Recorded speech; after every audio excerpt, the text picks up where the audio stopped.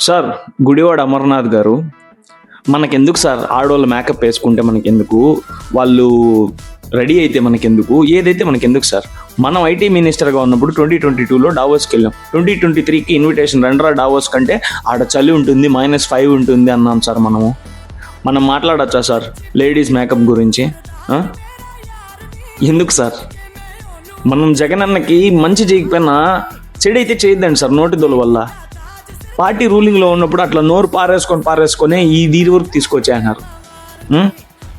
చలి యావత్ ఆంధ్రప్రదేశ్ ఒక ఇండస్ట్రియల్ మినిస్టర్గా మిమ్మల్ని చూస్ చేసుకున్నప్పుడు, లేదా జగనన్న పోర్ట్ఫోలియో ఇచ్చినప్పుడు దానికి న్యాయం చేయకపోగా ఆంధ్రప్రదేశ్ గుడ్డు పెట్టే దశలో ఉంది, ఇప్పుడే పిల్లలు పొదగుతుంది అని పోల్చారు సార్.